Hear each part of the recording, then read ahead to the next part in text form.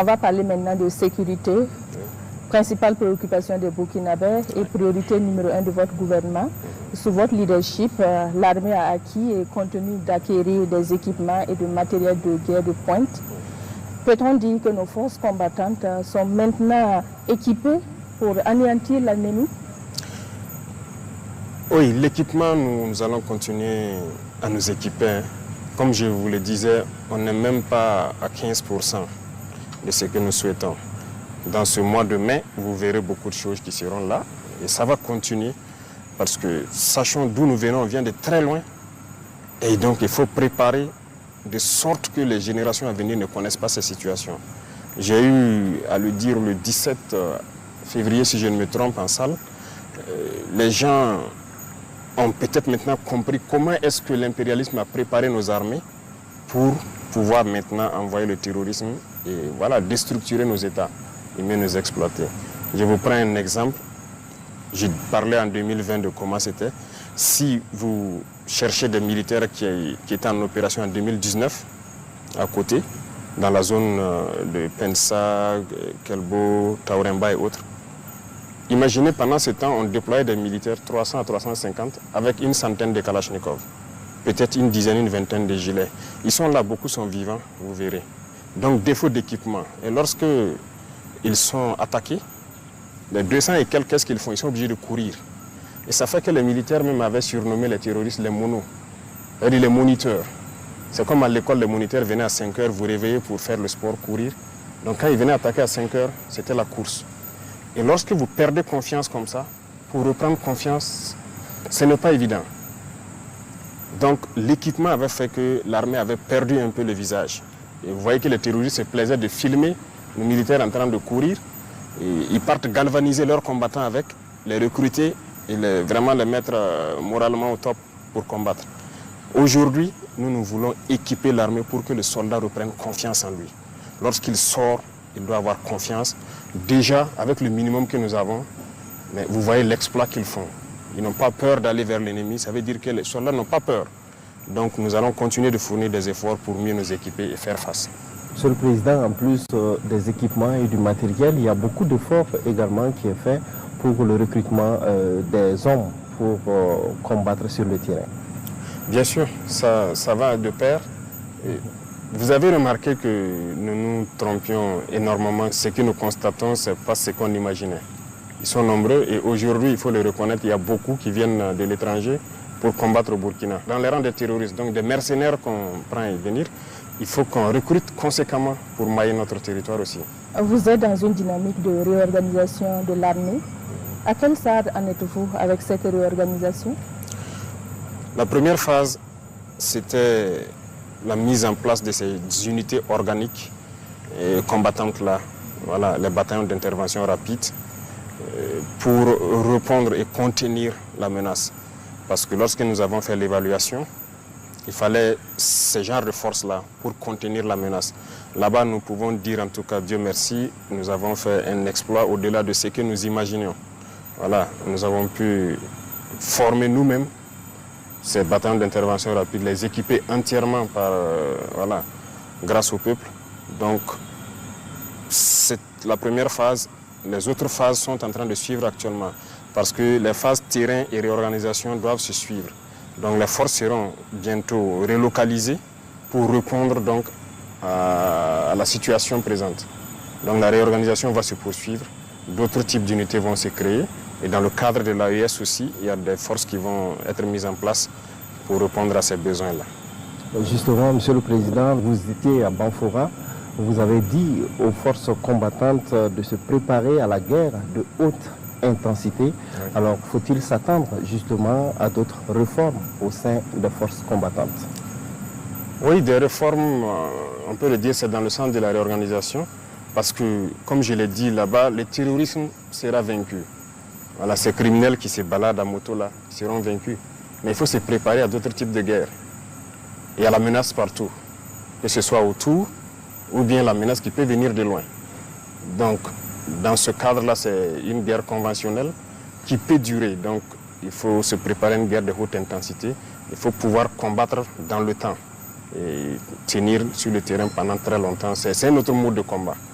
Donc il faut se préparer à ça et les forces, les différents corps vont avoir un programme d'entraînement et commencer ces entraînements-là. Des résultats tangibles sont quotidiennement engrangés sur le terrain, mais le phénomène du terrorisme semble avoir la peau dure dans certaines localités. Comment peut-on expliquer cet état de fait? Oui, c'est le terrorisme, comme vous le dites. Après le combat, les gens se rendent compte qu'il y a beaucoup d'étrangers dans les rangs. Donc, le Burkina, comme je le disais aux enfants, c'est le cœur.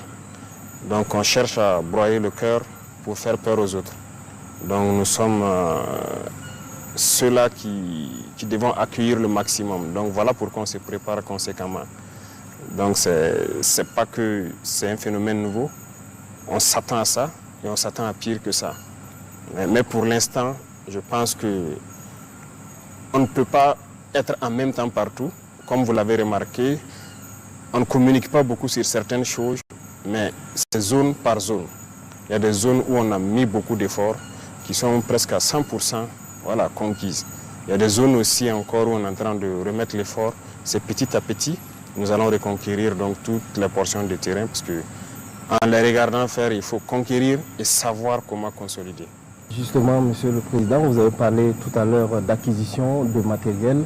Beaucoup de Burkinabés ne comprennent pas. Ils se disent que nous sommes équipés, nous avons des drones de dernière génération, mais on ne comprend pas pourquoi le terrorisme persiste.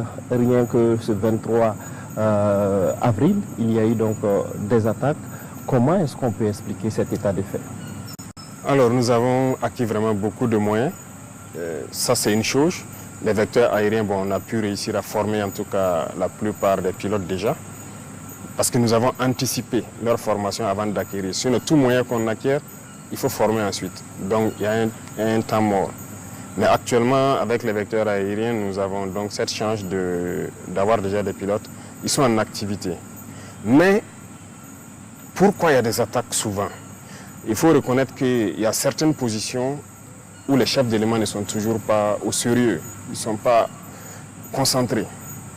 Voilà. Et je disais la dernière fois, c'est comme l'effet de savoir qu'il y a quelque chose dans les airs. Ça fait que certains ne sont pas concentrés. De toute façon, on pourra les développer en long et en large. Ce sont des moments de... Certains ont laissé de la fragilité et l'ennemi a observé et il frappe un coup qui peut être dur. Voilà. Sinon, pendant que le 23 se passait, une opération importante venait de finir dans la zone de Gaïri, Bogandé, où les bataillons ont fait de bon travail.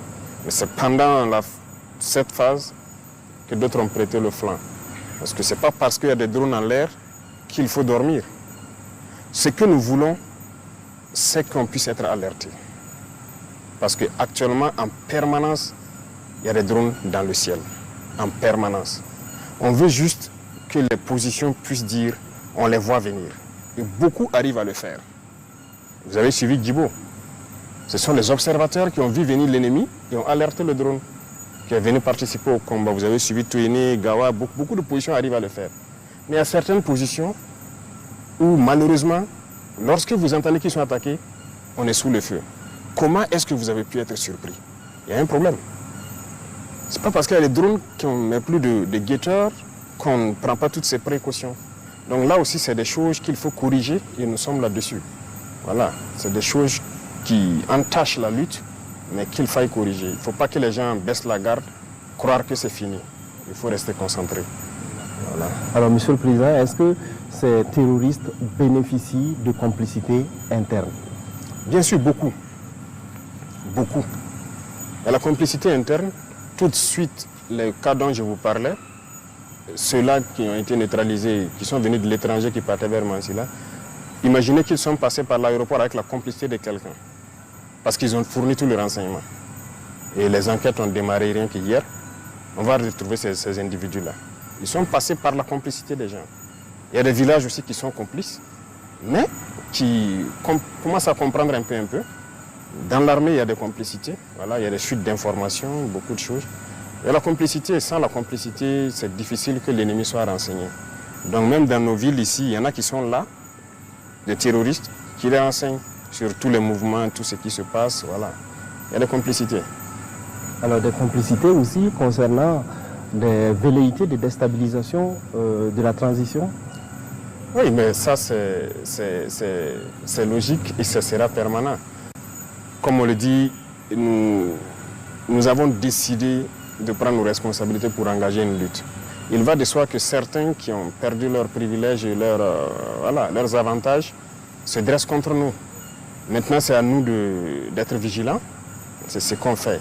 Et donc, ces velléités de déstabilisation, c'est courant. Donc, on est là-dessus. Ça sera permanent, ça, on est sûr.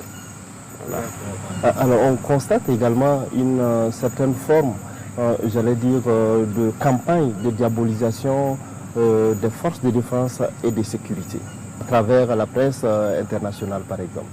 Ah oui, ça, c'est logique. Ces presses internationales se battent pour leur pays. C'est normal. Ceux-là qu'on a fermés ici, tout ce qu'ils divulguent comme information, c'est pour les intérêts de leur pays. Mais ce qui nous écœure, c'est souvent même les presses locales qui relaient ça. C'est ça qui est dangereux. Est-ce que ça veut dire qu'ils n'ont pas l'intelligence de comprendre que ceux-là sont en train de... Tout ce qu'ils publient, c'est pour l'intérêt de leur pays et qu'ici aussi on se met à le faire, c'est pas bien. Les FDS sont en train de monter en puissance. Il y a beaucoup de victoires. Aujourd'hui, on ne s'assoit pas qu'on vienne nous attaquer. On est à l'offensive, beaucoup de choses. L'armement qu'on est en train d'acquérir et tous ces équipements, ça ne les plaît pas. Parce que nous allons réussir à vaincre le terrorisme. Pourtant, ils ont créé ça pour que nos États ne puissent pas être des États et continuer à nous exploiter. C'est nos ressources. C'est ça le problème.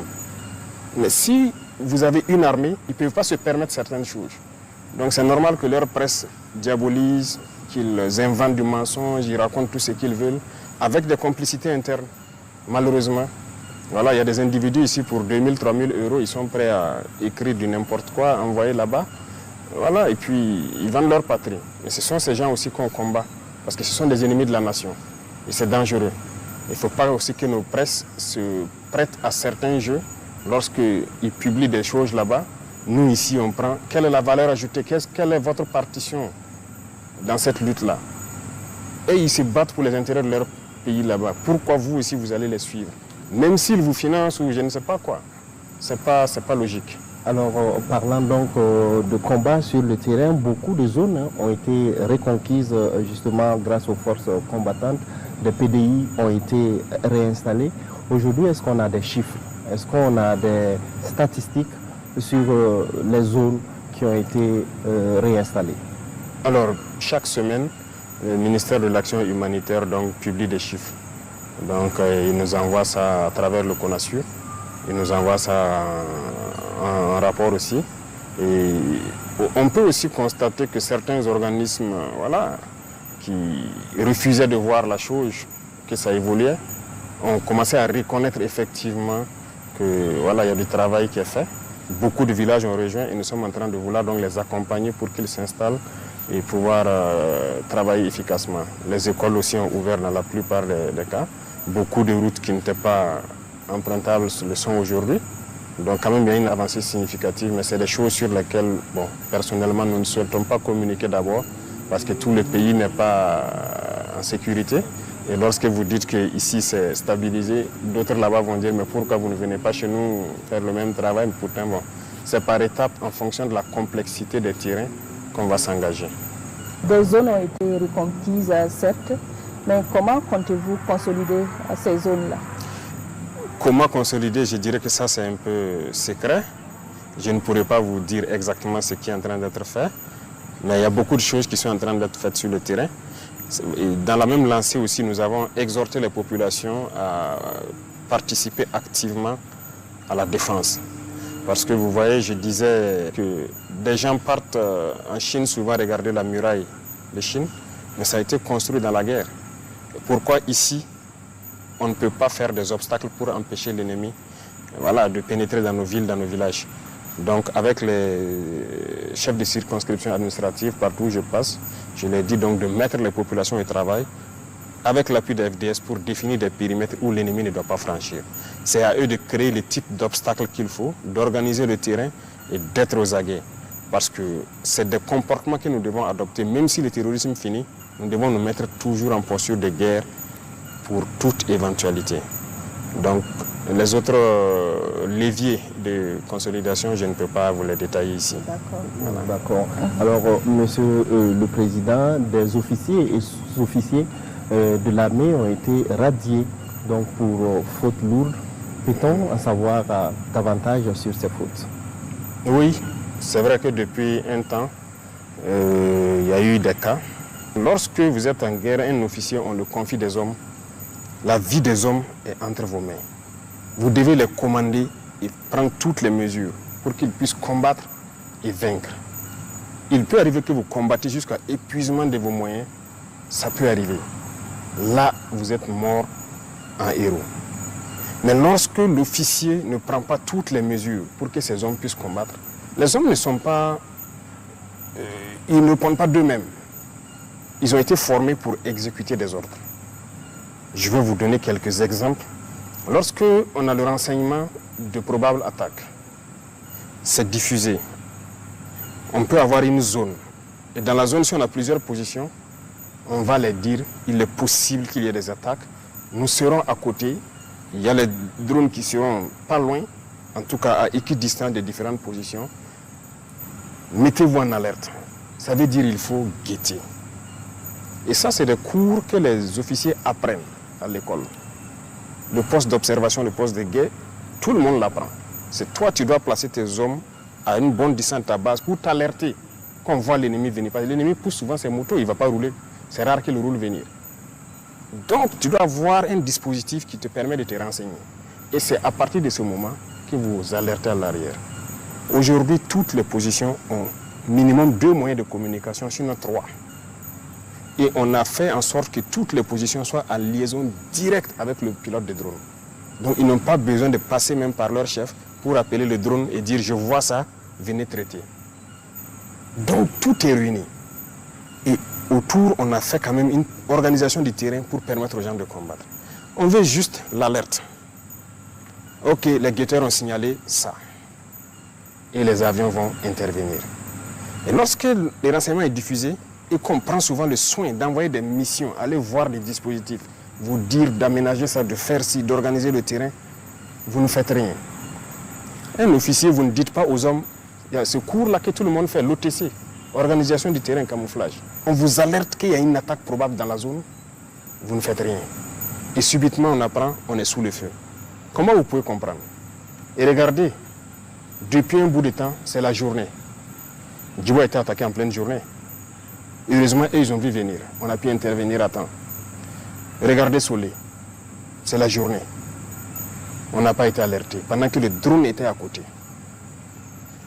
Tankwalou, en pleine journée. Pas d'alerte, c'est le drone qui a vu lui-même. Taouri, en pleine journée. L'autre jour, le 23 dernier, Sanga, pleine journée. Il y a des choses qui font mal. Donc, quand les pilotes apprennent qu'ils sont à côté, 15-20 km, et on ne les alerte pas. Peut-être qu'ils sont en train de chercher ailleurs, parce qu'ils ont beaucoup de positions en même temps, et vous vous faites surprendre en pleine journée. Comment est-ce qu'on peut expliquer ça? C'est une faute grave. Vous avez sacrifié vos hommes. Un officier, il ne dort pas. Il se repose. Mais vous n'avez pas le droit de dormir.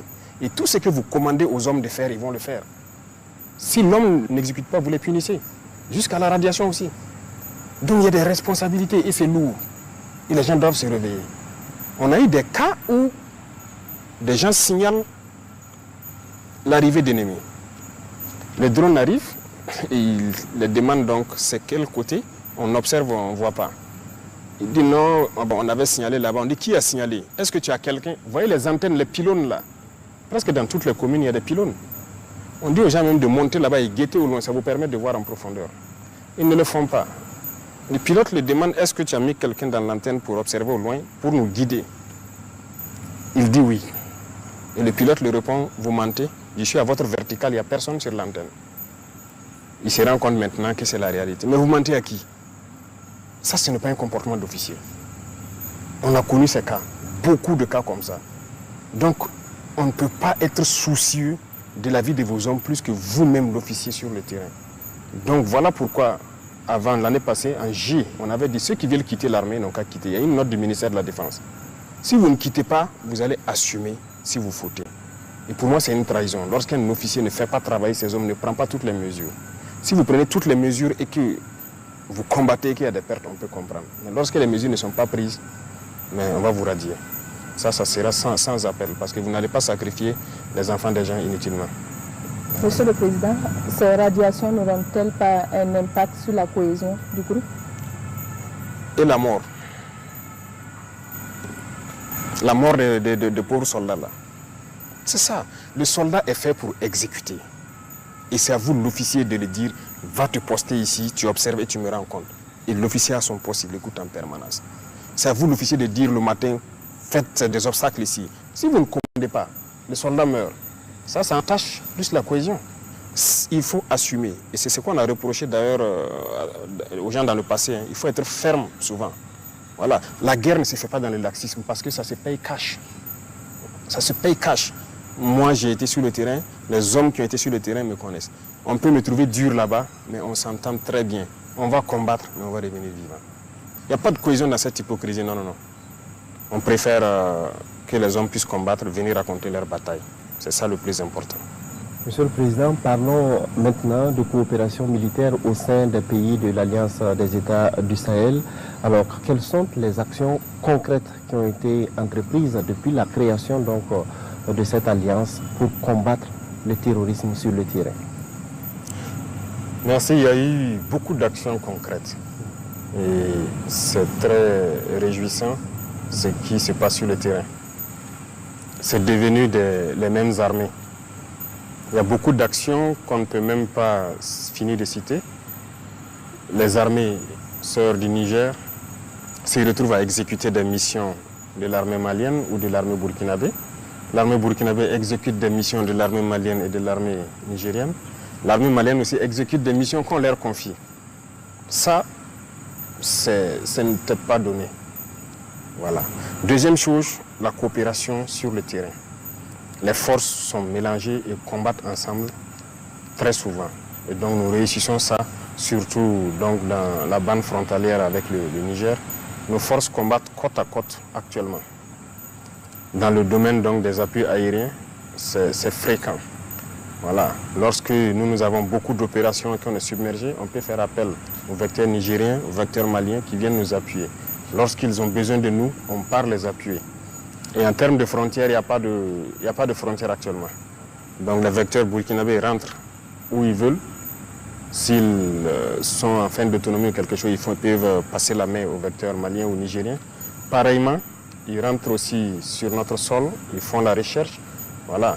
Et vraiment, ça se passe très bien. Il y a beaucoup de choses qui se passent actuellement entre nos trois armées.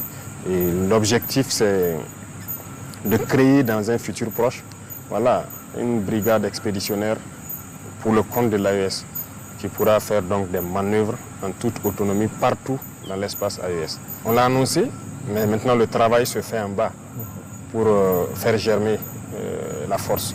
Voilà, à chaque étape, on ne va pas forcément sortir, dire que nous sommes à tel effectif, mais chacun a reçu ses instructions et est en train de travailler à mettre en place ce qu'il doit mettre en place. Donc, vous le saurez au moment venu. Justement, est-ce que les pays auront les moyens financiers et matériels également nécessaires pour pouvoir mettre en place une telle force? C'est ce qu'on nous a toujours dit. On n'a pas les moyens, il faut aller chercher les moyens ailleurs. Regardez aujourd'hui ce que nous avons au Burkina. Quelqu'un nous a prêté 1 franc, quelqu'un nous a donné quelque chose, mais nous avons combien de bataillons équipés? En 2022, à côté, on avait combien de bataillons équipés? On avait un bataillon opérationnel, parce qu'il y avait au moins 4 ou 5 compagnies opérationnelles qui étaient équipées, qui peuvent sortir de façon autonome. C'est une réalité. En plus de ça, c'était les forces spéciales, l'hygiène peut-être. C'est eux qui avaient les moyens d'être projetés en même temps. Le reste, ils n'ont pas les moyens. On s'assoit et voilà, lorsqu'il y a opération, il faut rassembler à les donner. Parce que c'est dur d'équiper, c'est compliqué. Ce n'est pas vrai. Si on gère bien, il y a la possibilité d'équiper. C'est ça aussi que nous avons reproché, c'est tout ça qui nous a révoltés. Mais on nous avait nous aussi mis des choses en tête, que c'est difficile d'acquérir l'armement, c'est cher, c'est si. Nous, on a pris notre courage à 2 mains. On s'est mis face à la réalité. On nous a mis des bâtons dans les roues pour ne pas nous permettre de nous équiper. Vous êtes au courant, je l'ai dit plusieurs fois. Mais aujourd'hui, nous avons plus d'une vingtaine de bataillons équipés qu'on peut projeter d'une minute à l'autre. Ça veut dire, lorsqu'on dit aux 20 bataillons de démarrer pour telle direction, ils n'ont pas besoin que quelqu'un vienne leur donner quelque chose, ils démarrent. Donc cette force, on peut l'équiper. Regardez les armées maliennes, regardez les armées nigériennes. La dernière fois, vous voyez l'équipement du Niger qui passait par là pour rentrer au Niger. Donc, nous pouvons nous équiper. On n'a pas besoin d'un appui. Monsieur le Président, aujourd'hui, quel bilan faites-vous? Bilan d'étape de la guerre contre le terrorisme? Le bilan, c'est long à faire. Donc, je viens de vous expliquer d'où est-ce que nous venions. Je ne dirais pas de zéro, mais en tout cas, il n'y avait pas quelque chose de substantiel pour faire la guerre. Aujourd'hui, nous pouvons contenir la menace. Ça, c'est une chose. L'armée a retrouvé plus ou moins sa capacité de combattre. Aucun soldat ne va aller aujourd'hui sur le front sans armes, ne va aller sans moyens de protection, ses gilets, casques et trucs, les munitions et autres, tous ces VDP. Le maillage a changé. Et ça fait qu'on a occupé plus le terrain. Il y a beaucoup de zones où on n'avait pas de présence de force, où il y a aujourd'hui de la présence. Et ça fait que, bon, dès que la présence, les populations aussi rejoignent. Donc ça, c'est une avancée majeure. Et maintenant, la réorganisation de l'armée pour l'adapter aux réalités actuelles, ça aussi, c'est une avancée majeure. C'est tout ça qui permet d'avoir des résultats sur le terrain. Mais on n'a pas peut-être le temps de détailler point par point, au risque de revenir sur des choses qu'on avait déjà dites. Donc, il y a beaucoup quand même de choses qui sont faites.